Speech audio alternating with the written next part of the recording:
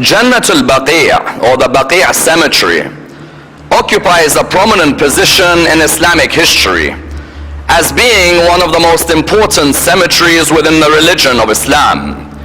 Indeed, the cemetery houses some of the most famous personalities in the history of the religion.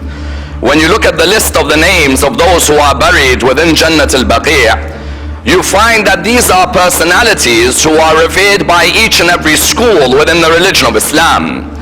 Indeed, the imams of some of the most famous schools of the religion of Islam are buried within Jannat Al-Baqi'. As we know, Jannat Al-Baqi' is the first cemetery in the land of Medina. Indeed, the land of Medina was that land which saw the spread of the religion of Islam, which saw the flourishing of the principles of the religion. The Holy Prophet, peace be upon him, and his family alongside his companions were able to sacrifice everything that they had to ensure that the message of Islam was spread far and wide. And indeed, these companions had to have a place where they were buried, as in any community requires a qabristan or a maqbara or a graveyard, so that the members of the community are buried in that particular area. Therefore, the likes of As'ad bin Zurara or Uthman bin Mad'un or others of the companions of Rasulullah, when they died in Medina, there had to be a graveyard for them. And this particular graveyard was known as the cemetery of Baqi'. Indeed, we know very well there isn't a country in the world today but that they honor their cemeteries. If you were to go from Buenos Aires in Argentina to Brooklyn in America, if you were to go from London to Poland, you'll see that every community in the world today shows a great amount of reverence and respect towards their cemeteries, because the human being recognizes that the cemetery is to be honored for a number of reasons. Number one, those people who have died may have been some of the most important people of that community. The doctors of the community, the servants of the community, the leaders of the community. A person recognizes that a cemetery may house some of the greatest personalities of that area. Whether you're in Argentina, or you're in New York, or you're in London, or you're in Poland, every community has certain personalities which they honor. Therefore, when a person drives past the cemetery, that person looks at the cemetery and there's a sense of humility that overtakes them. When they walk around the cemetery, there's a sense of respect that overtakes them. They look around them and they recognize that these people who are buried here are people of respect, people of honor, people to be revered. And therefore you find, whether you're a Muslim or a non-Muslim, the first principle that you have is have respect for those who have died. Those who have gone back to their Lord, there's a sense of respect for them that I don't go and desecrate their grave. As in, if you go to non-Muslim countries in the world today, you'll find the non-Muslim countries have a crime which is punishable through imprisonment, which is what? If a person goes and desecrates or damages a grave, correct or no? As in today, if there's a grave, there's a tombstone. If I go now and desecrate that tombstone, what will happen to me? I'll be imprisoned. Why? Because there's that sense of human respect to the humans who have died. There's a common respect. I may be Hindu, for example. I may recognize that in Hinduism there is a cremation that may take place, yes? But still the Hindu will recognize, when they go past the graveyard of another religion, they'll say, listen, we have respect for your people. They have passed away. You have your way of honoring them. We have our way of honoring them. The Christians will have their graveyards. The Jews will have their graveyards. And each tombstone may be different sizes, as in there may be a tombstone which is small, and the more important the personality, the greater the tombstone, correct or no? As in, if you go to certain Christian countries, the more respected the personality, the greater the tombstone. Why? Because that nation recognizes that that personality was a president, for example. That personality was a community leader. That personality was an ambassador. Their tombstone should be erected in a more respectful manner than anyone else. Not to say that everybody else is not important, no. But there's a sense of respect towards the people who are of high honor in the society. That's number one. Number two, the second reason people honor the cemeteries is because they recognize that there is a day when these graves will all open and the people will emerge, correct or no? As in, how many of you have read Surah 82 of the Quran? Surah Al-Infitar. إِذَا السَّمَاءُ انْفَطَرَتْ وَإِذَا الْكَوَاكِبُ انْتَثَرَتْ وَإِذَا الْبِحَارُ فجرت وإذا القبور بعثرت. Qubur is the plural of qabr, correct? Qabr is the grave. Qubur is the plural. On the day of judgment, Allah subhanahu wa ta'ala says, when the skies are torn, and when the stars fall, and when the seas overboil, and when the qubur are opened up, because these qubur, ultimately there's going to be a day when we're going to come out of our qabr, correct or no? There's going to be a day where I'm going to emerge in a bodily spiritual resurrection. Therefore, when a person goes near a qabr, they recognize that this qabr will speak on the day of judgment. If I now go and desecrate the qabr, or smash the qabr, or break the qabr, that day when that person comes out of their grave, the qabr will speak, not just the person. The qabr will say, this person did not respect me. This person did not honor me. They came and they graffitied on me. They came and stood over me. Therefore you found that in a common understanding of humanity, the cemetery is to be revered. And that's why Jannat Al-Baqi', every empire up until 1925, whether they were Sunni or they were Shia, up until 1925, every Muslim would respect Jannat Al-Baqi'. Why? Because they recognize the Sahaba of Rasulullah are buried here, the family of Rasulullah is buried here. Therefore we should show respect to this graveyard more than any other graveyard. Imagine now in Mombasa, if you have a qabristan, I will respect it, correct? If I go to a qabristan in London, I will respect it. How about the qabristan which houses the grandson of Rasulullah, correct? Therefore you found the Ottoman Empire, more than any other empire, the Ottoman Turkish Empire, they showed a respect for Jannat Al-Baqi' like none other. And one of the greatest respects they showed for Jannat Al-Baqi' was that they would erect dharihs and they would erect domes over the family of Rasulullah's graves. You see, the issue of Jannat Al-Baqi' is not a Shia issue. The issue of Jannat Al-Baqi' is an issue that affects every Muslim.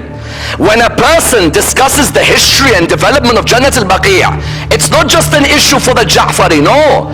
The Ottomans were not Shia, but the Ottomans used to respect Jannat Al-Baqi'. Imam Al-Hassan used to have his own darih, and there used to be a dome on top. And then on top, next to him Imam Zayn al-Abidin, next to him Imam al-Baqir, next to him Imam al-Sadiq. All of them used to have not just a grave. The Sunni Ottoman Empire recognized that these people don't just deserve a grave with 2 stones.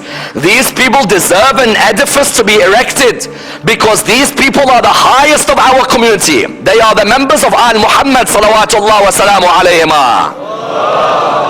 Allahumma salli ala Muhammad wa Muhammad. Up until 1925, Jannat Al-Baqi' was the most respected cemetery in the religion of Islam, until in 1925 began the destruction of Jannat Al-Baqi'. That day which we all remember known as Yawm Al-Gham, correct or no? Yawm Al-Gham, why do we remember it? We remember it because on 1925 they decided to destroy the graves of the companions of Rasulullah one by one. And they decided, the Saudi royal family with their Wahhabi ideology decided that they will destroy the graves of the family of Rasulullah one by one. No Sunni and no Shia in their life ever envisaged that the companions of Rasulullah or the family of Rasulullah would ever have their graves destroyed. As in now, my father, if I told you that's my father's grave, wouldn't you show respect? How about the father of fathers, Imam Al-Hassan alayhi salam, correct? If my mother for example, that's her grave, you would say a Fatiha, correct? You'd say your mother's passed away, may Allah bless her soul. How about the mother of Rasulullah? If for example my auntie passes away, you'd show respect. The aunties of Rasulullah, Atika and Safiya, buried in Jannat Al-Baqi'. 1925 was the beginning of the systematic destruction of the heritage of the religion of Islam. After 1925, the amount of destruction that's taken place has been phenomenal. And sadly, the only people who are speaking out against this destruction are the followers of Ahlul Bayt and non-Muslims. Imagine, non-Muslims are writing articles in the Guardian, in the Telegraph, talking about the destruction of the heritage of Islam and the Qabristan that is Jannat Al-Baqi'. Whereas you find other Muslims sadly are silent, and there are many other Muslims who don't know what's happening in Jannat Al-Baqi' and don't know what's going on in Medina and Mecca. You know, recently when they bombed the shrine of Nabi Yunus alayhi salam, correct? ISIS, when they bombed the shrine of Nabi Yunus in Mosul, all of a sudden the Jewish and Christian community began to notice that there is a systematic destruction of the heritage of Islam and Christianity and Judaism. Nabi Yunus is not just my prophet, correct?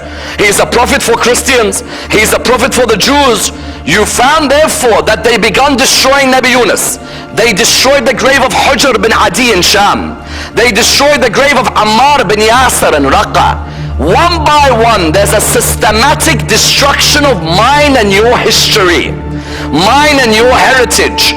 One by one, there is no house left, no grave left. And you know what's next on the list? The grave of Rasulullah Muhammad sallallahu alayhi wa sallam.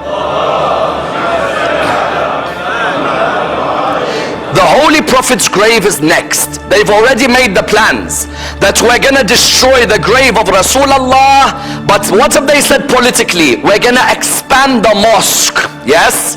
There is a reason why they want to destroy the grave of Rasulullah, and I will come to this reason in the middle of my analysis inshallah tonight about Jannat Al. Therefore, let's examine this issue of the history and development of Jannat Al-Baqi' in order that we're able to understand the history and contemporary effects of this discussion.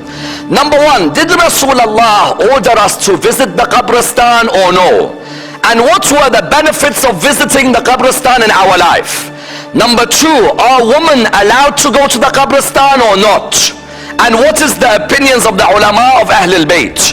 Number three, what was the first cemetery in Mecca which was built by the Muslims? And which great personalities are buried there? Number four, why did Rasulullah build Jannat Al-Baqi'? And why did Muawiyah expand Jannat Al-Baqi' to look after his cousin? Number five, what are the verses which are used against us, which say that you shouldn't stand by a grave, nor should you do tawassul, because the dead cannot reply? And how do we reply to these verses? Number six, why do they want to destroy the grave of Rasulullah, and whose names are written near him that they want to get rid of quickly? Number seven, and of the utmost importance, how did Ahlul Bayt explain the importance of making sure that we do not neglect their graveyards? And which of the Imams of Ahlul Bayt, when he reached Karbala, thought he'd be able to help his father? But Baqi' still remembers what he had to see his father go through. Let's examine in order that we dissect this topic in complete depth. The Holy Prophet, peace be upon him and his family, encouraged each and every one of us to visit the Qabristan. Today, our families may go to the Qabristan once every week, correct? There are others who may go twice every week. Some of us may become lazy. We may turn around and say, what's the need for me to go to the graveyard? As in, I just want to stay at home. I'll read a Fatiha from my house. The Holy Prophet, on the contrary, said, no. The right of a believer over his fellow brother is that they go to visit their grave. My brother or my sister, in faith or in family, when they've passed away, I should try every once in a while to go near their grave. I shouldn't neglect their grave. The Holy Prophet said the rights of them is not just when they were alive. When they've died, they have a right over you, that you don't neglect their grave. And that the Imams of Ahlul Bayt said, go and sit by their grave. Don't just go and read a Fatiha and go home. Imam al-Rada salawatullah wa salamu alayhi. Allahumma salam. Imam al-Rada alayhi salam has a lovely hadith. He says, whoever goes to visit the grave of their fellow brother in Islam and sits by the grave and puts his hand on the grave, faces Qibla and recites Surah Al-Qadr 7 times, Allah will protect him from the horrors of the Day of Judgment. Yes? Because we know the horrors of the Day of Judgment none of us want to face, correct or no? When you read the ayahs in the Quran about the Day of Judgment and about what happens to us, none of us want to face these horrors. None of us want to be of those where we find that our faces are full of toil and tiredness, and that we fear what we're going to drink and what we're going to eat. Imam al-Rada says, when you go to the Qabristan, go there, sit by the grave. How many of you have seen people put their hand on the grave, correct or no? Sometimes people ask, why do we put our hand by the grave? The reason is, Imam al-Rada said, put your hand on the grave and 7 times recite Surah Al-Qadr. face the Kaaba, Allah will prevent you from facing the horrors of the Day of Judgment, no doubt. Why should I go there? Because the benefits are many. The first benefit is what? That I remember that death can affect any of us, whether we are rich or whether we are poor, correct? When you go to the graveyard, you realize, you know what, I don't care how much money I have, I will eventually die like all the rest of these have died. All of us will eventually go where? All of us will eventually go to the graveyard. One day Harun Rashid, Bahlul was dancing around him. Harun Rashid looked at Bahlul. He said, Bahlul, what do you want? He said to him, can you give me the keys to the prisons of Baghdad? He said to him, why? He said, just give me them, I just want to play about with them. Harun Rashid knew Bahlul acts insane. He saw Bahlul running around with the keys. When he saw him run around with the keys, Bahlul then left. An hour later someone came to Harun Rashid. Maulana? He said, yes. He said, there's a problem. He said, what is it? All the prisoners of Baghdad have been released. He said, what do you mean? He said, I don't know, someone's opened every prison door and let all the prisoners out. Harun Rashid turned around and he said, are you sure? He said, yes. He said, every prisoner has now been released. The criminal, the thief, all of them. Harun Rashid thought, he said, that must be Bahlul. This Bahlul, what's he done? I've given him the keys, he's gone and released everyone from prison. A few hours later when Harun Rashid said, where's Bahlul?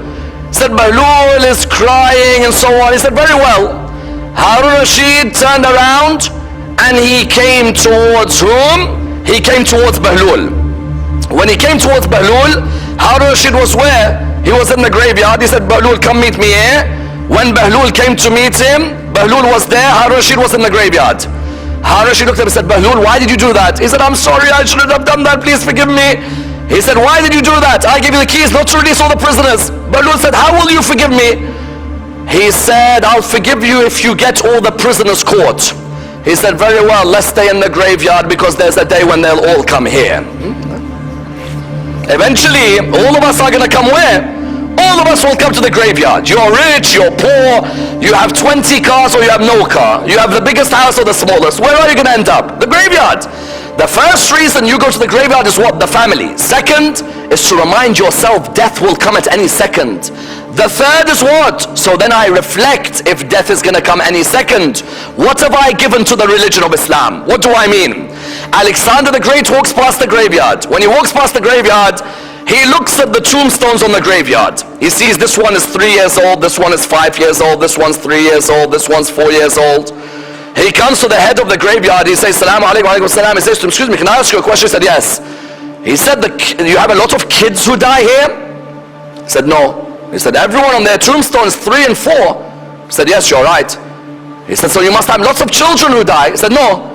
He said, then why are they all 3, 4, 5, 3, 4, 6, 5? He said, we don't write how many years they lived.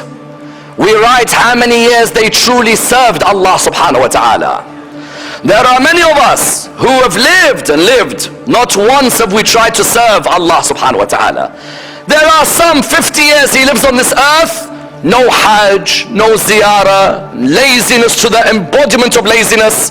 When I go to the graveyard, I realize how many years is going to written on my tombstone is not the number of years I've lived. It should be the number of years I've served Allah subhanahu wa ta'ala. That's the real meaning of life. Therefore you found men and women would go to the graveyard. Rasulullah would encourage, let the men go and the woman. Someone says, but I thought women can't go to the graveyard. This is a cultural issue, not religious. Some cultures, you know, sometimes our cultures blind us, correct or no? Some cultures say to the woman, you can't go. No. Then how did Fatima al-Zahra go to visit her father, correct? Or how did Fatima al-Zahra go to Jannat Baqi? If woman can't go to the graveyard, how did Bibi Fatima go, for example, to Jannat Baqi or go to visit her uncle Hamza? A woman is allowed to go to a graveyard. Yes, there may be certain fiqhi issues which may emerge on certain times, but otherwise a woman can go. Some say, what if a woman wants to go to Karbala, to the grave of Abu Abdullah? Can she? Yes, she can. How is it that so many women perform ziyarah then? If women can't go to a graveyard, so what, they go and visit 120 shuhada of Karbala and one day they're allowed, but the local graveyard they can't go? A woman can go, there's no problem. Ahl al-Bayt used to encourage, let the men, let the woman, let them all go towards the graveyards. And that's why Rasulullah, when he was in Mecca, he needed to build a qabristan for the Meccan community. There had to be a maqbara built. The first graveyard built in Islam was Jannat Ul. Do you know how many people go to Hajj and go to Umrah, they know more about Jannat Al-Baqi' than Jannat Al-Mu'alla. Jannat Al-Mu'alla is the first graveyard in Islamic history, and it was the graveyard where? In Mecca. That graveyard, unfortunately, every grave in it has been destroyed. If I were to ask all of you to go to Wikipedia tonight, yes? Go to Wikipedia. Type Jannat Al-Mu'alla on Wikipedia. Do you know what's written? Size, yes? And status. All of it is written private, secure, private, secure. They don't allow you to know who's buried in Jannat Al-Mu'alla. On Wikipedia, they've put a whole stalemate on Jannat Al-Mu'alla. Jannat Al-Mu'alla was the first graveyard in Islam. Do you know who's buried in Jannat Al-Mu'alla? The backbones of the religion of Islam. The pillars of the religion of Islam. The people who gave everything away. Do you know who? Abu Talib is buried in Jannat Al-Mu'alla. That pillar of the religion who until today is the scourge of the Wahhabi school, correct? They go crazy when they hear us praise Abu Talib, correct or no? Abu Talib, the man who gave his valley to Rasulullah when Rasulullah had no other valley. Abu Talib who gave a son like Ja'far and a son like Ali. Abu Talib who him and his wife brought up Rasulullah. Abu Talib is buried in Jannat Al-Mu'alla. They destroyed his grave. His grave used to have a dharih, used to have a dome. They came and destroyed the whole grave of Abu Talib. They said the man died as a kafir. No need to respect the kafir. Yes, that's number one. Number two, who's buried in Jannat Al-Mu'alla? Bibi Khadija alayhi salam. Bibi Khadija, whose wealth allowed Islam to spread, correct? Bibi Khadija, who would eat plants so that Rasulullah and his family would eat the best of food.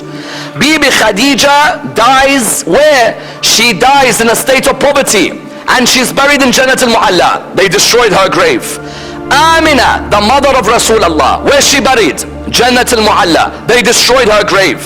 You find the grandfather of Rasulullah and his great-grandfathers, Abdul Muttalib, the man who answered when the Quran said, Alam tara kayfa fa'ala rabbuka bi ashabil fil. Abdul Muttalib, who said the house has its protector. Yes, that's Abdul Muttalib is buried there. They destroyed his graveyard as well. Why did they destroy? They said because you people, when you come to these people's graveyards, you commit shirk. Say, how do I commit shirk? In my ziyarah I say, ashhadu annaka qad aqamta salah wa atayta wa amarta bil wa nahayta anil wa ata'ta Allah wa rasulah. How am I committing shirk? When I come to send my salams, I swear that you established salah, you gave zakat, you enjoined the good, you forbid the evil, you obeyed Allah. How is that shirk? If I'm saying I swear you obeyed Allah, how is that shirk?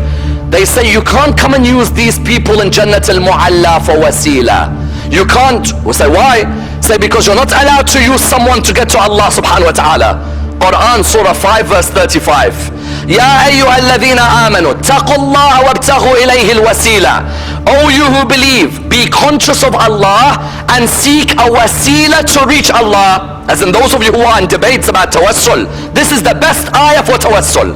O you who believe, be conscious of Allah and seek a wasila to reach Him. My Lord is telling me to be conscious of Him and to find a wasila. What better wasila can I go through than Sayyidah Khadija alayhi salam, correct? What better wasila than Abu Talib? They say no, but these people have died. You can only use wasila for those who are living. Okay.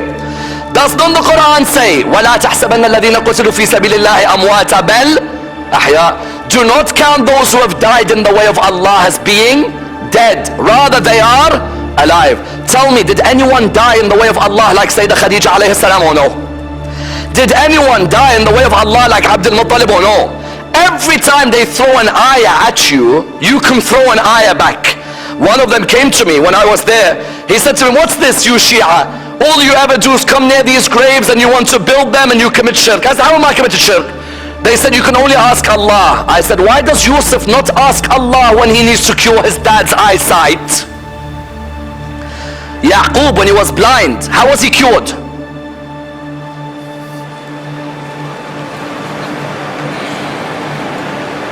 Why didn't Yusuf say, Ya Allah, I'm a prophet, I want to ask you to cure?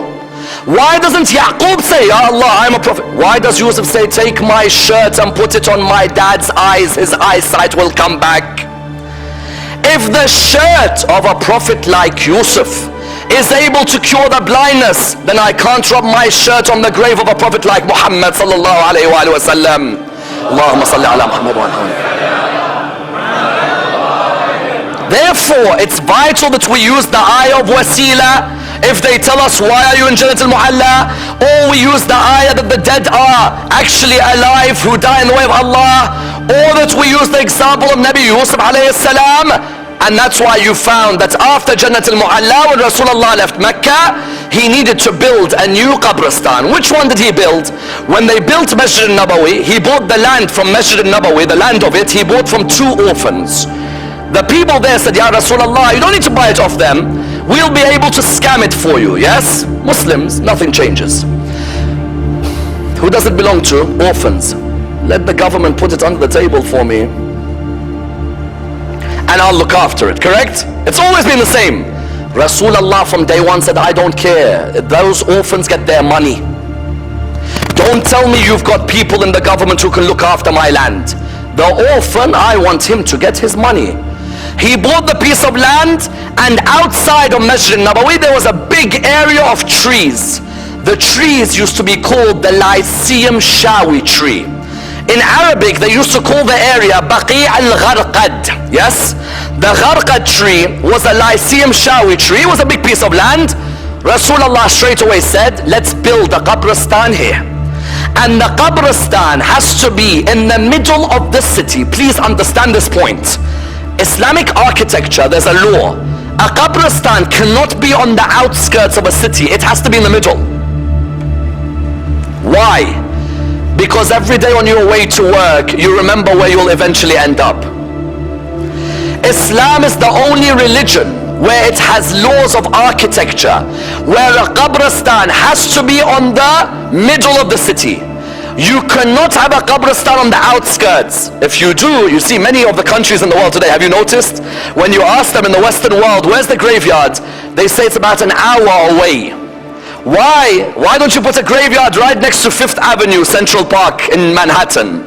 Why don't you put a graveyard right next to Hyde Park in London, correct? Why don't you put a graveyard in the middle of the Champs-Élysées in Paris, yes? Baba, I want to go Champs-Élysées, I want to go Louis Vuitton and Chanel, you want to remind me of death? I want to go and enjoy myself, I want to go to the Rolex store, I want to go to Audemars Piguet, get myself a lovely watch. You want to turn around to me and you want to say to me, graveyard? Baba, forget graveyard, show me dunya, I want to enjoy more of dunya. Habibi, no one said don't enjoy dunya. Enjoy dunya, but try every once in a while to remember akhirah. Rasulullah ordered Jannat al-Baqi' to be built.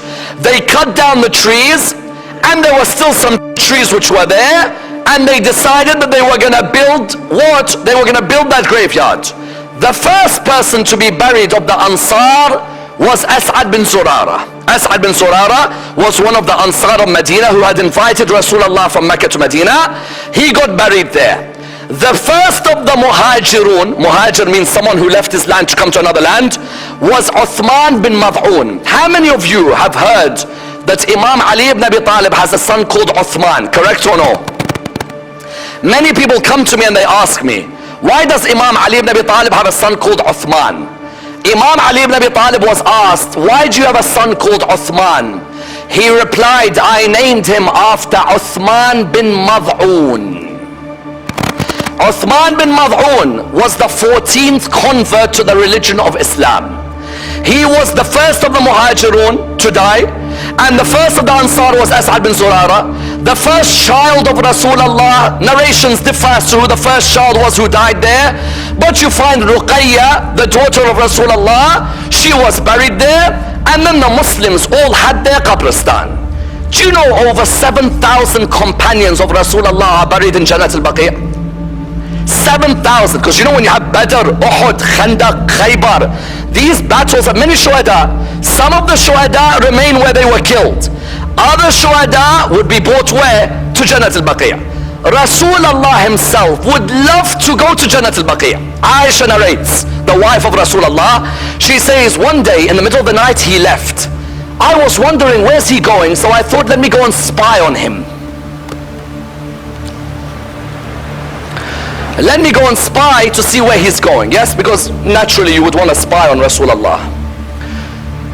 So she said that I followed Rasulullah. As I followed him, I saw that he was near the graveyard of Baqi. He was standing by the graveyard of Baqi and he was reciting a ziyarah. What was he saying? He was sending his salams on the people of Baqi. And he was saying that we will be joining you very soon. May Allah forgive you. Yes? Rasulullah wouldn't just go to Baqi. He'd recite a ziyarah. He'd make sure that he stands there. And he'd always love to go towards Jannat Ul. Therefore, Rasulullah, when he did this, every famous companion of Rasulullah, when they died, where would they be taken? They'd be taken to Jannat Ul. Like who? For example, you find the grandson of Rasulullah would be buried in Jannat Ul. Yes? Imam al-Hasan would be buried there. You find, for example, Abdullah bin Ja'far, husband of Bibi Zainab, buried in Jannat Ul. Rasulullah's auntie Atika and Safiya, they would be buried where? They'd be buried in Jannat Ul. You'd find, for example, Rasulullah's uncles, Jannat Ul. Daughters, Jannat Ul. Each of the people would be honored to go and be buried in Jannat Ul. And that's why you find when the followers of Ahlul Bayt go to Jannat Ul. Why? Because they recognize the heritage of Islam is there. Question: then why did they destroy Baqi? What's their problem? The problem is that they say the Quran says you can't pray near a grave, nor can you stand by a grave, nor can you make a zari on top of a grave. Please understand their points, because you know they use the Quran when they put their arguments. The first argument they put is what? And please listen to the ayah. They use Surah 9 verse 84. I want everyone to focus on this ayah. Surah 9 verse 84 is very clear. It begins, وَلَا تُصَلِّ عَلَىٰ أَحَدٍ مِّنْهُمْ مَاتَ أَبَدًا وَلَا تَقُمْ عَلَىٰ قَبْرِهِ. Do not pray next to any of those who have died, and do not stand by their grave. Strong ayah, huh? What do we do when we go to Baqi? We want to pray there, don't we? And we want to stand by the grave of Imam al-Hasan, for example, correct or no? What do we do when we go Karbala? You stand by the grave and you want to pray, correct? What do we do when we go Kazmain? We stand by the grave and we want to pray. Quran says no.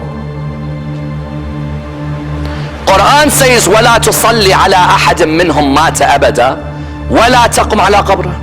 If now you were in Medina for Hajj, someone comes to you, you've gone for Umrah, someone comes to you, they say, excuse me, what are you doing? You say, I'm standing by the grave of Rasulullah, yes? And I'm praying. This is haram. Say, why? Say, Quran. Say, which part of the Quran? Surah 9 verse 84. When they quote you the ayah, how do you reply? This is where the follower of Ahlul Bayt shows whether he understood Hadith al-Thaqalain or not. Hadith al-Thaqalain said, I leave behind for you Quran and Ahlul Bayt. Too many of the followers of Ahlul Bayt held on to Ahlul Bayt and forgot Quran. Quran said, do not pray on any of those who have died, and do not stand by their grave. I take my son to Karbala, I make him stand next to Abul Fadl's grave, correct? I take my son to Sham, I make him stand next to Bibi Zainab's grave. Quran says no. How do I reply? I say to them, finish the ayah please. It's easy to quote an ayah without finishing it, correct? We Muslims are excellent. Like that person who saw the ayah, waylun lil musallin, hell is for those who pray. He said, Baba, I don't pray anymore. It says waylun lil musallin. Yeah, but what's the ayah after it? Alladhina hum an salatihim sahun. Those who neglect their salah, hell waits for them. Don't stop at waylun lil musallin. Likewise here the ayah says what? وَلَا تُصَلِّ عَلَىٰ أَحَدٍ مِّنْهُمْ مَاتَ أَبَدًا وَلَا تَقُمْ عَلَىٰ قَبْرِهِ إِنَّهُمْ كَفَرُوا billahi wa rasulihi wa matu wa hum fasiqun. Do not stand by those who have died, nor should you stand by their grave, because they disbelieved in Allah, disbelieved in his prophet, and they were open transgressors. I ask you one question: did Imam al-Hasan disbelieve in Rasulullah? Did Imam Zayn al-Abidin disbelieve in Rasulullah? Imam al-Baqir disbelieved in Rasulullah? Imam al-Sadiq disbelieved in Rasulullah? When you quote me an ayah, don't stop in the middle, otherwise I'll come back with destruction with the Quran. Yes? That's number one. Number two, they say, but you can't put a zari. I can understand. and I respect this, by the way, I respect this. We go to Saudi Arabia, alhamdulillah, we're getting visas for Hajj and Umrah. Please try and be logical on this as well, yes? We get visas for Hajj and Umrah. They say no zaris, you can come to Jannat Al, you know, we go after Fajr. Those of you who've been to Hajj, you know, after Fajr you could go to Jannat Al, and when after Asr. You go there, they allow you to come and do the salams, correct or no? But they say to you, zaris and domes, these things you're not allowed. What's the best reply? The best reply is to say, number one, Quran said, Ashab al-Kahf, that there should be a zari and a mosque erected over them, correct or no? The companions of the cave, when they went back to the cave, one group of the people said what? Ibnu alayhim bunyanan, build over them a zari. The other group, قال الذين غلبوا على أمرهم لنتخذن عليهم مسجدا. The group who became victorious in the affair said, let's build a mosque on top of Ashab al-Kahf. Did Allah say that's bid'ah? Did Allah say it's shirk? Did Allah in any ayah on Ashab al-Kahf say it's haram? No. There is no harm building a mosque where people are buried. Someone says, but you might commit shirk. Habibi, then how do you pray in Masjid al-Nabawi when you're facing Qibla, Rasulullah is there, correct or no? If now I see the Wahhabi Imam in Masjid al-Nabawi, when he's leading Salah, the people praying behind him, if you're facing Qibla, Rasulullah is there. How do I know you're not praying to Rasulullah, Abu Bakr and Umar? Because you say to me, brother, my niyyah is to Allah. Habibi, my niyyah is to Allah when I'm in Jannat al-Baqi as well. The same way in Masjid al-Haram is Allah's house. Do you agree? The Kaaba. When I pray to the Kaaba, yes, am I committing shirk? No, I'm not. I'm praying to Allah. Next to the Kaaba there are 70 prophets next to the Kaaba. How many? 70. If you don't get a slot by the other side and you have to pray behind Hajar Ismail, can't I come to you and say shirk, mushrik? You're like, what do you mean mushrik? Why are you praying to Prophet Ismail? Brother, I'm not praying to Prophet Ismail, I'm praying to Allah. How comes you can say that you're praying to Allah, but when I want to say I'm a mushrik? Correct? Further than that, Ahlul Bayt alayhim salam were the ones who built zaris, not us. Imam al-Sadiq, Imam Zain al-Abidin, all of them would try and make sure a box or a sanduq or a darih was to be placed on top of the grave of the Imams. Imam Ali ibn Abi Talib, a darih was placed on top of him in the time of Imam al-Sadiq. Imam al-Hussein, they placed a darih on top of his grave. It's not a cultural issue, the darih. It is from the Imams of Al Muhammad. They're the ones who said, place a darih. Why? It makes no difference to Abu Abdullah if there's a darih on top of him or no. But there's a sense of respect and closeness. And that's why the Sunnis and the Shia throughout the world build darihs for their imams. Someone says, what do you mean? You know in Qadmain in Baghdad, yes, in Baghdad, there are 3 imams buried. 2 Sunni imams, 1 Shia or 2 Shia, and all of them have darihs on top of them. How many of you have heard of Abdul Qadir al-Gailani, correct? Abdul Qadir al-Jilani. He is the Sufi Hanbali. He is buried in Baghdad. He has a darih on top of his grave. The Sunni world will go and hold the darih and pray to Allah subhanahu wa ta'ala through the wasila of Abdul Qadir al-Gailani. You find, for example, in Baghdad, you know who's buried in Baghdad as well from the Sunni world? Imam Abu Hanifa. You know our Sunni brothers have 4 imams, correct? Imam Abu Hanifa, Imam Malik, Imam al-Shafi'i, and Imam Ahmad bin Hanbal. Imam Abu Hanifa is buried in Baghdad, not far from Imam al-Kadhim, across the bridge, across the river, yes? He has a darih and he has a dome.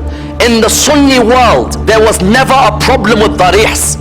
Even if you go to Egypt, I don't know how many of you have been to Cairo, there is the grave of Imam al-Hussein, they say, where Imam al-Hussein's head was in Cairo. There's a darih. The Sayyidah Zainab, they say she's buried in Cairo. There's a darih. Sayyidah Nafisa, granddaughter of Ahlul Bayt, buried in Cairo. There is a darih. The Sunni and Shia world never used to have a problem with darihs. They used to always say the people buried in there are a wasila to Allah subhanahu wa ta'ala. The only people who have a problem with this is the Wahhabis. That's it. The Wahhabis, Salafis, the only. Other than them, no one has a problem. And that's why you find that in not just Jannat Al-Baqi, they destroyed Jannat Al-Baqi, they destroyed the house of Hamza, uncle of Rasulullah. They destroyed the house of whom? Imam Zayn al-Abidin. They destroyed the mosque of Imam Ali ibn Abi Talib. They destroyed the mosque of Fatima al-Zahra. They destroyed the house of Salman al-Farisi. They destroyed the house of Abu Bakr, the first Khalifa. They've destroyed the grave of Hawa, the wife of Adam alayhi salam. They have not left anywhere, and I'm telling you, do you know who's next? Rasulullah. Do you know why? Not just because of Rasulullah, but because in the mosque of Rasulullah are the names of the 12 Imams of Al Muhammad salawatullah wa salamu alayhima.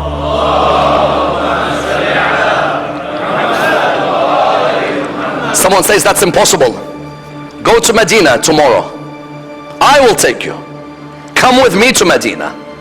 I will show you the 12 Imams' names on the wall, on the ceiling in the mosque of Rasulullah.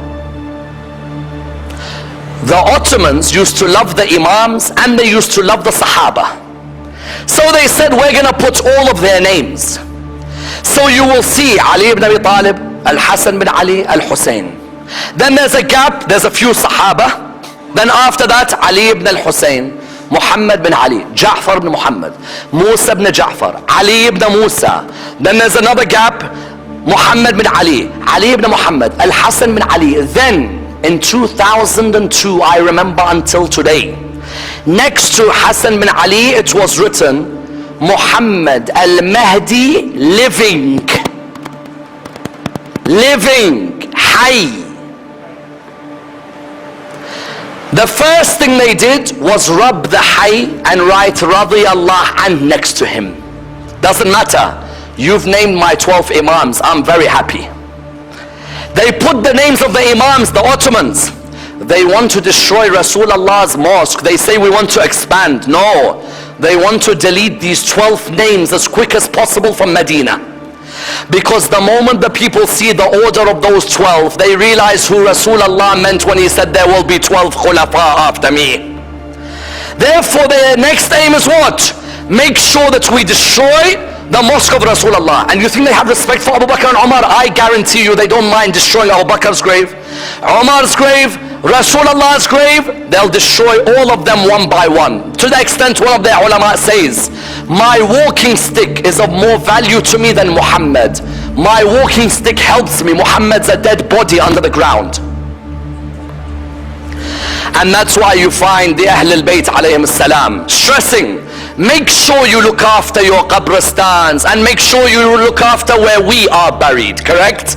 Never neglect where we are buried. Come and visit us. Every Imam of Ahl al-Bayt, there's a merit in going to visit them, correct or no? You look at, for example, visiting Amir al-Mu'mineen. That person is forgiven on the Day of Judgment. You look, for example, at visiting Imam al-Rida alayhi salam, correct? Sixth Imam says, whoever visits my grandson in Mashhad, I will hold his hand on Qiyamah and take him to Jannah. Visit Imam al-Rida, Imam al-Sadiq will carry your hand. Visit Amir al-Mu'mineen, you are forgiven on the Day of Judgment. And to visit, for example, whom? Visiting Aba Abdullah. You find Imam al-Sadiq alayhi salam in his dua, which we mentioned. He says, اغفر لي ولإخواني ولزوار قبر أبي عبد الله. Forgive me, forgive my brothers, and forgive the zuwar of Imam al-Hussein alayhi salam. الذين أنفقوا أموالهم وأشخصوا أبدانهم رغبة في برنا ورجاء لما عندك في وصلتنا. He says those who have spent their wealth and those who have hurt their bodies just so that they can make you happy and get the compensation for their relation with us. فارحم تلك الوجوه التي غيرتها الشمس. Oh Allah, have mercy on those faces burned by the sun. وارحم تلك القلوب التي جزعت واحترقت لنا, and have mercy on those hearts that are anguished and anxious for us. وارحم تلك الصرخة التي كانت لنا, and have mercy for that scream when it comes near our grave. Then he says وارحم تلك الخدود التي تقلت يتقلب على قبر أبي عبد الله. Ya Allah, have mercy on the cheeks that rub themselves on the grave of Abu Abdullah. Yes? Therefore you find Imam Sadiq then says, اللهم إني استودعك تلك الأنفس وتلك الأبدان حتى ترويهم من الحوض يوم العطش. Ya Allah, those who do ziyarah of the graves of Hussein, I leave them in your hands. You give them water on the day when everyone else is thirsty. Yes? Therefore you find ziyarah of each members of Al Muhammad, but especially ziyarah of Jannat Al-Baqi'. Do not neglect ziyarah of Jannat Al-Baqi'. If you're going to go on a holiday with your children, then take your children with you to Jannat Al-Baqi'. Let them see the dhulm of Al Muhammad. If they didn't believe the dhulm against Al Muhammad, then they'll believe when they see the way Al Muhammad's graves have been destroyed. Is it just that a man like Imam Al-Hassan dies with no dharih? Is it just that someone like Zayn Al-Abidin dies with no dharih? I ask even my Sunni brothers, your Imam Malik, Abu Hanifa's in Baghdad, Imam Malik is in Baqi'. Surely you would want someone to respect Imam Malik. You see, Muawiyah done something very clever. You know what Muawiyah did? Muawiyah expanded Jannat Al-Baqi'. Why? Uthman used to be buried with the Jews. When Uthman, the third Khalifa, got killed, they buried him with the Jews. Muawiyah, when he became Khalifa, could not take that his cousin was buried with the Jews. Those of you go to Umrah, have you noticed Jannat Al-Baqi' is very big? Wasn't that big, it was half of that. Muawiyah bought the other half so Uthman can be buried with Muslims. But even Uthman, surely my brothers in Ahlul Sunnah, if you revere Uthman, how could you watch his grave be desecrated like this? And that's why you find now Joel Baden at Yale, Candida Moss at Notre Dame. You find, for example, Rabbi Bletch within the University of New York for rabbinical studies. All of them have spoken out that every Muslim, Christian and Jew has to get together to stop the destruction of heritage. Even when that Buddhist statue was destroyed in Afghanistan, that was wrong. What did the Buddha do wrong to me for me to go and destroy his shrine? That area of Binyam, people went, these Taliban went and destroyed that Buddhist. What is that? Nothing to do with Islam. Islam respects the dead. They pass away, their judgment is with Allah subhanahu wa ta'ala, but you respect when you go past.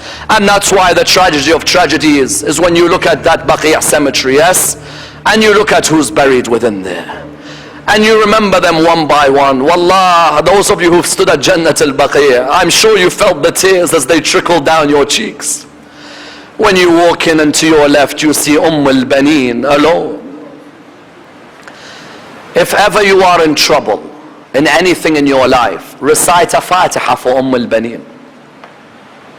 Anything. Try it and see. Do you think Allah would not reward the lady that gave Abbas to Hussein?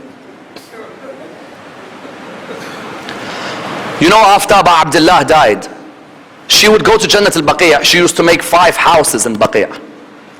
How many? Al-Baneen gave 4 sons to Hussein, but she makes 5 houses. Someone came to her and said, why 5? You gave 4 sons in Karbala. She said, is Abu Abdullah not my son? Allah. If ever you have a haja, ask through Al-Baneen. I promise you it will be answered. You know what she said when they told her Abbas was killed? If you gave me all the heavens and the earth, and you gave me 70 Abbas, I'd replace all of them to see Hussein's head in peace. They said to Al-Baneen, why? She replied by saying, Hussein's mother. Allahu Akbar. That Al-Baneen who is buried there gave her sons, but she said, Abu Abdullah is my son the way Zahra took Abbas as hers. Al-Baneen buried there. Then who do you go to? Then you stand by Imam Al-Hassan. May Allah allow you to stand by the grave of Imam Al-Hassan. When Imam Al-Hassan was dying, you know, he had vomited out the liver because of the poison. The only Imam of Ahlul Bayt to die the same night. Every Imam of Ahlul Bayt a day later. Imam al-Hassan, the same night the poison killed him. He vomited out the liver, the bowl was in front of him. Abu Abdullah began to cry. Abu Abdullah heard Zainab coming near the door. He covered the bowl straight away. Imam al-Hassan began to cry. Abu Abdullah said to him, why do you cry? He said, Hussein, if you want to cover this bowl from Zainab, how about the bowl with your head in it in Sham?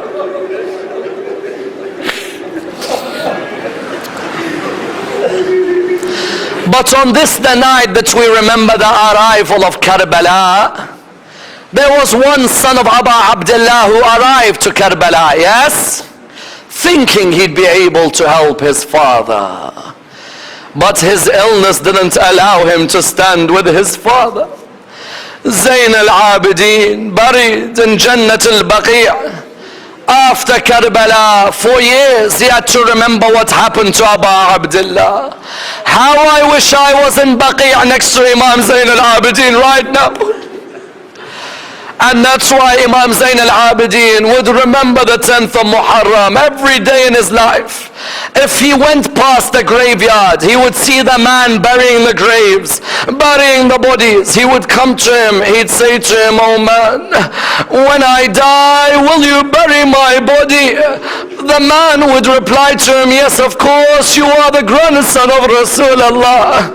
He would reply to the man, my father Abu Abdullah lied for 3 days with no one to bury his holy body.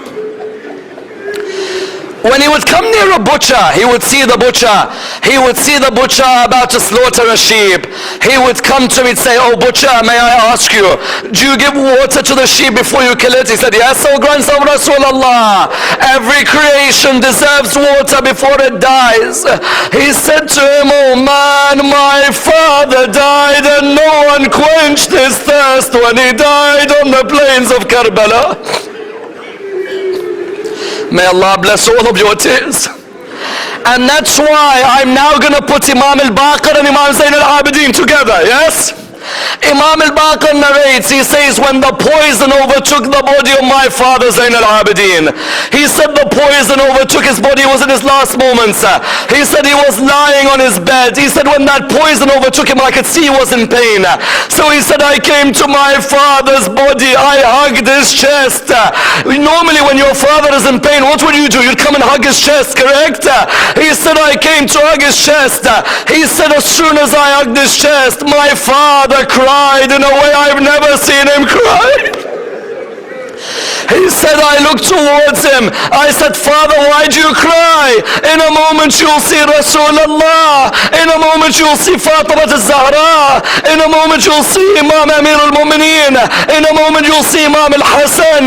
In a moment you'll see your father Abu Abdullah. So he looked at him, he said, my father, why do you cry? He said to him, my son Muhammad, I cry because when I am dying you are on my chest. Whereas do you know who sat on the chest of my father?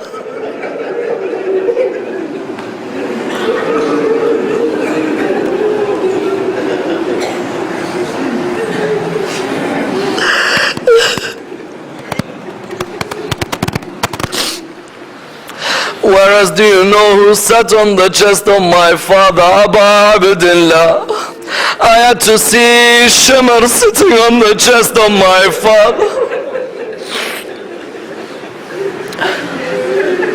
Imam al-Baqir then continues, he says, when I came to do the ghusl of my father, I saw a mark I knew would be there, but then I saw another mark I never thought 35 years after Karbala it would be there. He said the mark that I knew would be there was the mark on the back of my father, from the food he used to carry to the poor in the night, the heavy bruising on his back I knew, but I never thought the chains of Sham would still be on the neck of my father.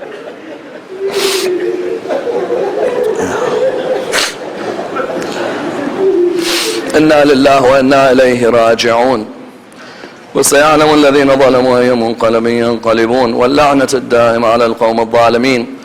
We pray to Allah subhanahu wa ta'ala to restore the greatness of Jannat al-Baqi'. Ya Allah, allow us to be amongst the visitors of Jannat Ul. Ya Allah, allow us to protect the heritage of Imam al-Hasan alayhi salam, Imam Zayd al-Abidin alayhi salam, Imam al-Baqir and Imam al-Sadiq alayhi salam. Ya Allah, allow us to perform the ziyarah of Rasulullah sallallahu alayhi wa alayhi. Ya Allah, we ask you to allow us to see the grave of Fatima al-Zahra alayhi salam. Ya Allah, allow us to be amongst those who protect Jannat al-Mu'alla in the land of Mecca. Ya Allah, protect our shrines, especially the shrines in Samarra. Ya Allah, protect them and protect Imam al-Hadi and Imam al-Askari's graves. We pray to Allah subhanahu wa ta'ala with the Surah al-Fatiha, but before it the loudest of your salawat.